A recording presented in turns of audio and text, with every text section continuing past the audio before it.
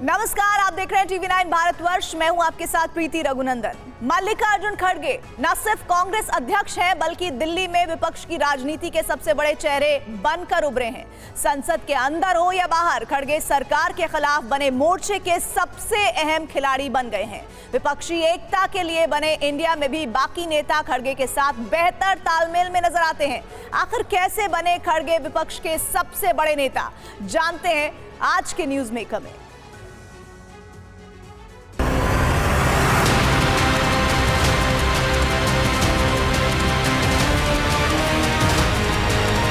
मैं बोल रहा हूं, मेरा बाइक अचानक बंद करना ये मेरा प्रिविलेज है, मेरा अपमान हुआ है।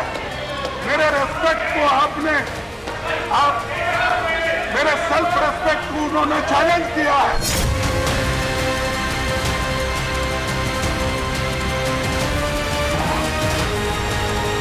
अरे जो हक तुम्हारे को है कहने का, मुझे भी वही है। मैं भी गुलबर्गे में पैदा हो गया, मैं इस मट्टी का ही आदमी हूँ। मैं भी भूमि पुत्र हूँ।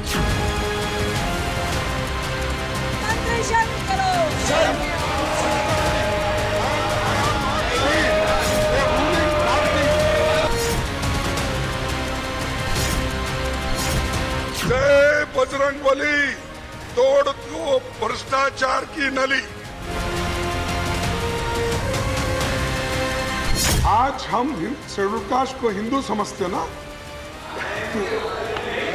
नहीं समझते ना? समझते हैं तो उसको मंदिर में क्यों अलाउ नहीं है?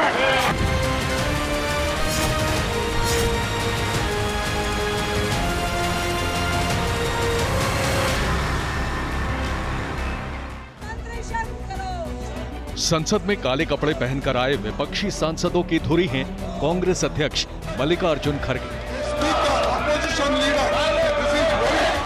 हफ्ते भर खड़गे के आक्रामक तेवरों से सदन गूंजता रहा, चाहे लोकसभा के अंदर हो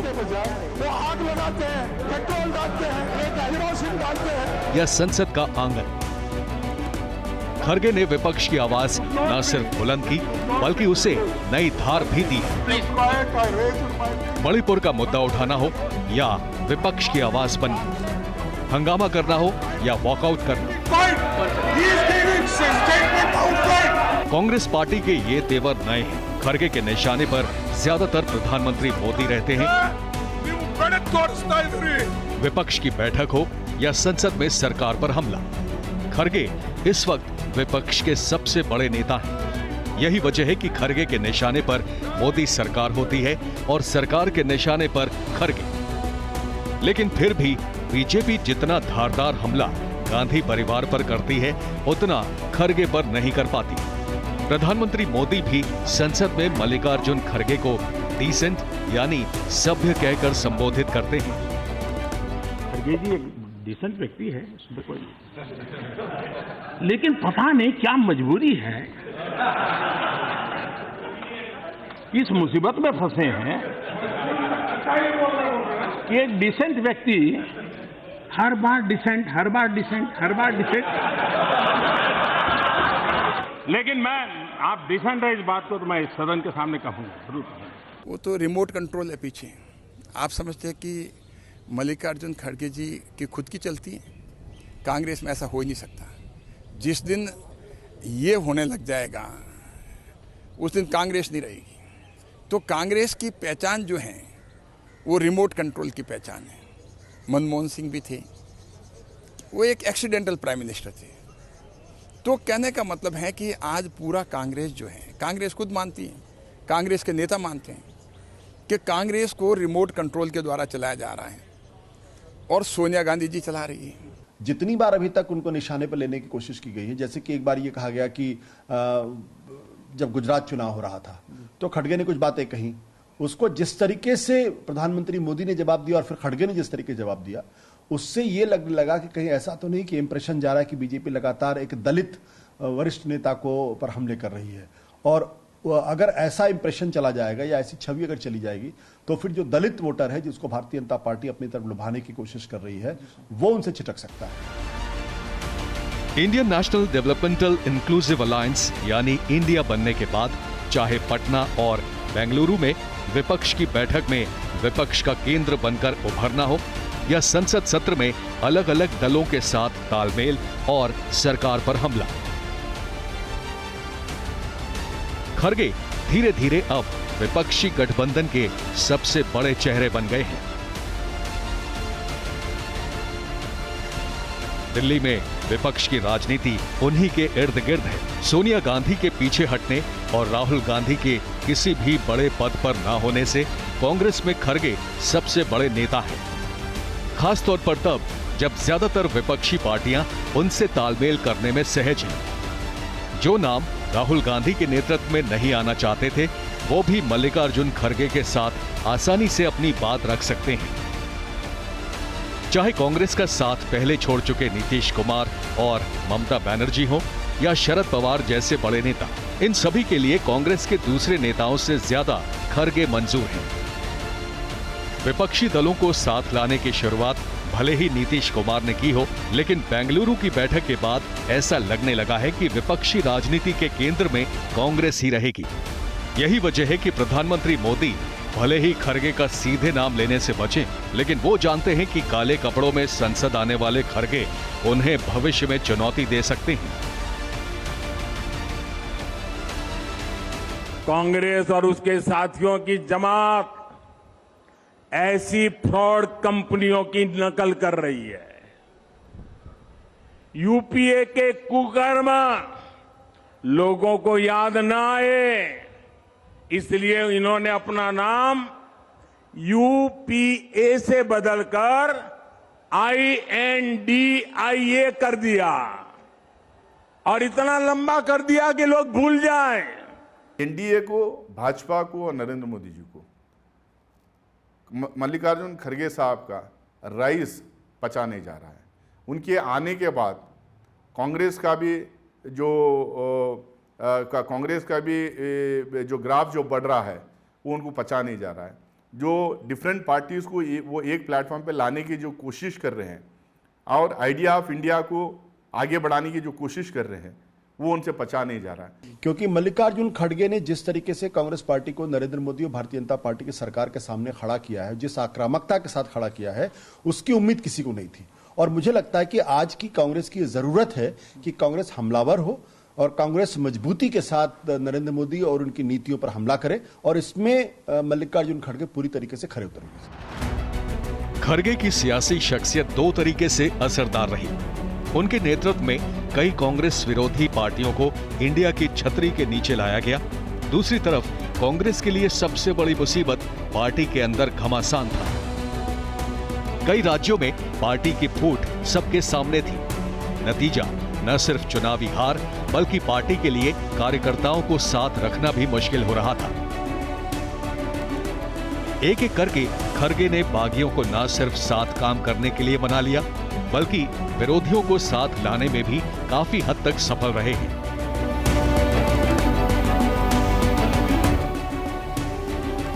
चाहे किस्मत कहें या मेहनत, खरगे के कांग्रेस अध्यक्ष बनने के बाद पार्टी की मुश्किलें कम होती नजर आई हैं। हिमाचल और कर्नाटक में कांग्रेस की सरकार बनी, लेकिन अब चुनौती राजस्थान और मध्य प्रदेश जैसे बड़े राज्यों की है। हमारे ख्याल से ये उनकी सबसे अप्रत्याशित सफलता है, क्योंकि अगर आप पिछले दिनों देखें कांग्रेस पार्टी के अंदर जिस तरीके से राजस्थान में और छत्तीसगढ़, ये दो इलाके थे जहां कांग्रेस पार्टी अंदरूनी कलह से जूझ रही थी। राजस्थान के अंदर सचिन पायलट लगातार अशोक गहलोत पर हमले कर रहे थे। छत्तीसगढ़ के अंदर सिंह देव जो है लगातार बघेल पर हमले कर रहे थे, और ये खबरें आ रही थी कि वहां पर कांग्रेस पार्टी की हालत कमजोर हो सकती है। सवाल ये उठता है, जो काम राहुल गांधी नहीं कर पाए वो खरगे आखिर कैसे कर रहे हैं? उसकी एक वजह है अनुभव। मल्लिकार्जुन खरगे 1960 के दशक से राजनीति में हैं। उन्होंने छात्र राजनीति से शुरुआत की थी। यही वजह है कि उनमें न सिर्फ भाषण देने की कला है, बल्कि उनके तेवरों से आक्रामकता भी झलकती है। बीजेपी की सफलता की एक वजह यही आक्रामकता है। खरगे उसी अंदाज में जवाब देते हैं। इससे न सिर्फ सदन में पार्टी की आवाज बुलंद होती है, बल्कि दूसरे नेताओं में भी आत्मविश्वास से बात रखने का संदेश जाता है। इसी आक्रामकता की झलक खरगे बार बार देते रहे हैं। इसके साथ ही खरगे ने अपने दफ्तर के दरवाजे पार्टी के सभी कार्यकर्ताओं के लिए खोल दिए। इतना ही नहीं, उन्होंने पार्टी में जवाबदेही को भी बढ़ावा दिया। कुछ राज्यों के प्रभारी बदलकर पार्टी में संदेश दे दिया कि अब असली बॉस वही है। कांग्रेस पार्टी सबसे बड़ी पार्टी है इंडिया ग्रुप में, और कांग्रेस पार्टी बहुत सारी चीज़ों में लीड ली है। कांग्रेस पार्टी इस गठबंधन को भी बनाने में और अलग अलग पार्टियों के नेताओं को एक प्लेटफॉर्म में लाने में भी जो है पहल की है। तो मल्लिकार्जुन खड़गे साहब की 50 साल से ज़्यादा जो उनके इलेक्टोरल एक्सपीरियंस रही और संगठन के एक्सपीरियंस रहा, और सबसे बड़ी पार्टी के अध्यक्ष होने के नाते इनकी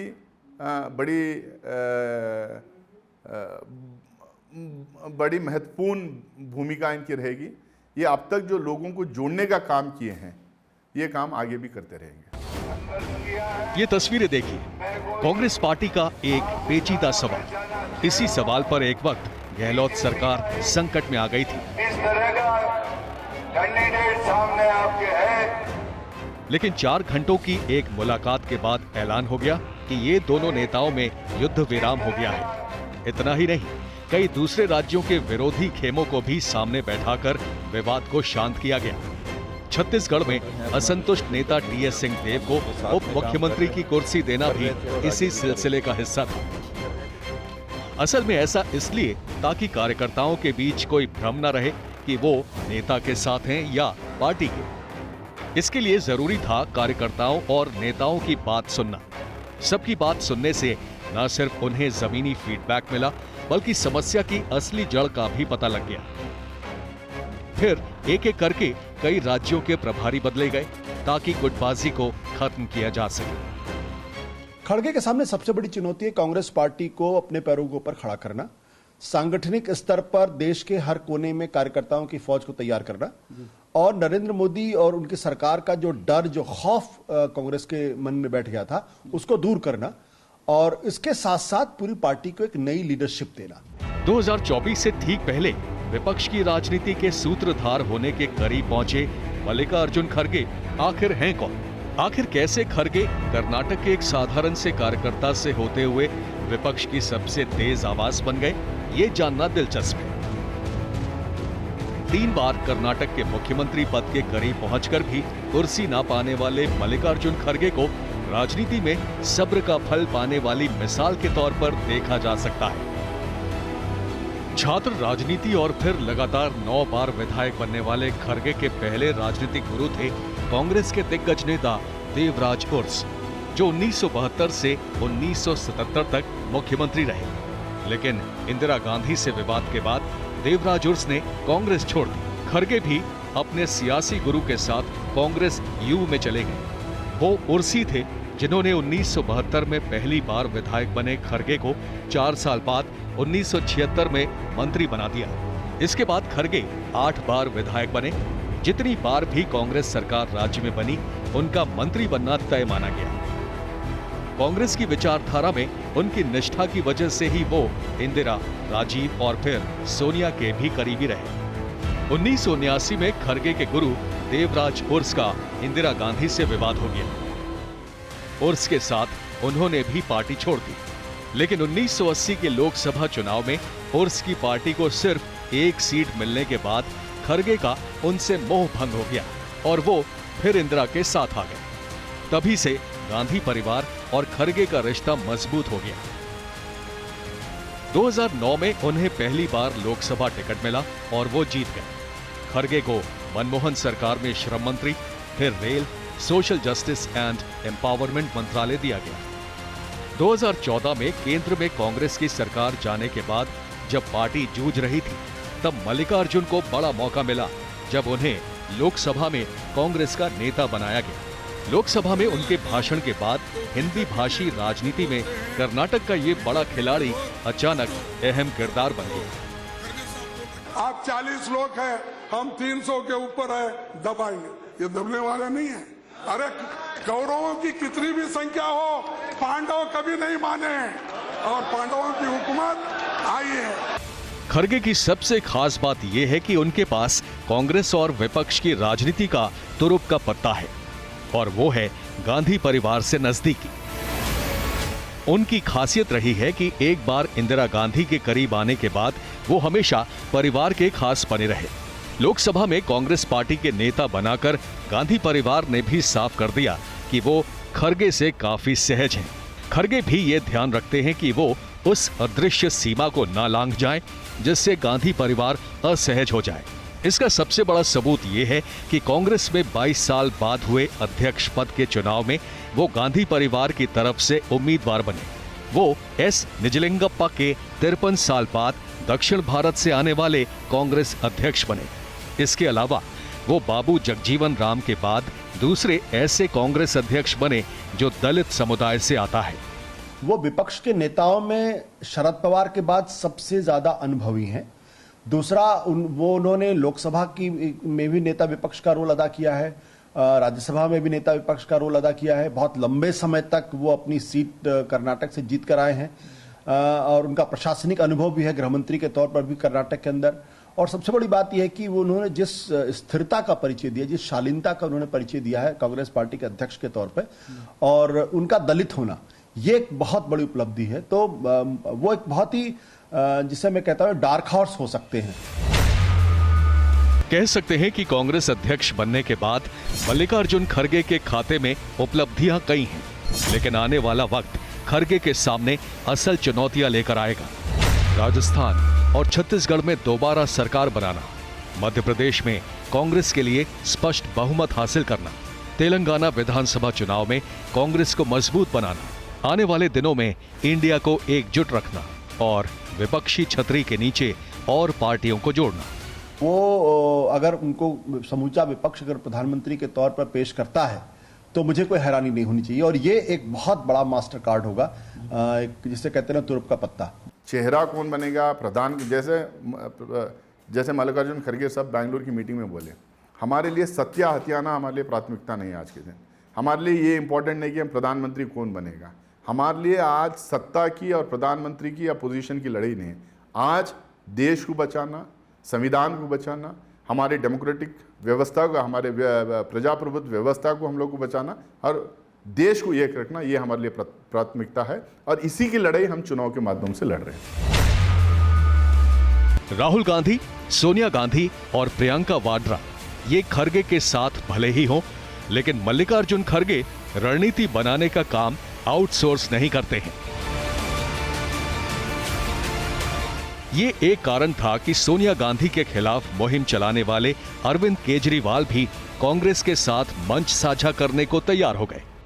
ऐसे कई और भी नेता हैं जो बीजेपी के खिलाफ कांग्रेस के साथ अब बेहतर तालमेल रख रहे हैं।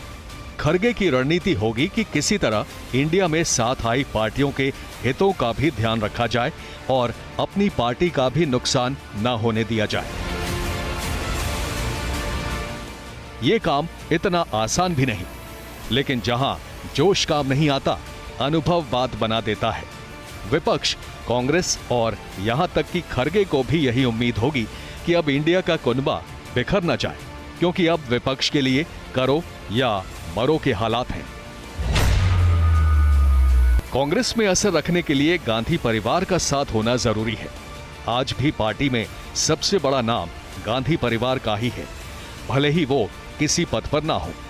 खरगे ये बात समझते हैं, इसीलिए हर मंच पर राहुल, सोनिया और प्रियंका को पूरी जगह देते हैं और हमेशा ये ध्यान रखते हैं कि इस तरह का संदेश ना जाए कि गांधी परिवार और कांग्रेस अध्यक्ष में किसी तरह की दूरी है। ये दूरी कांग्रेस और विपक्ष की राजनीति के लिए घातक भी हो सकती है। अपने तेवरों से मल्लिकार्जुन खरगे ने ये तो साफ कर दिया है कि वो लंबी पारी खेलने के लिए ही आए हैं, लेकिन पल पल बदलती राजनीति में उनकी टक्कर न सिर्फ मोदी शाह की जोड़ी से है, बल्कि उनके साथ के भी कुछ लोग खरगे के लड़खड़ाने का इंतजार कर रहे होंगे। तो मल्लिकार्जुन खरगे, डॉक्टर मल्लिकार्जुन खरगे।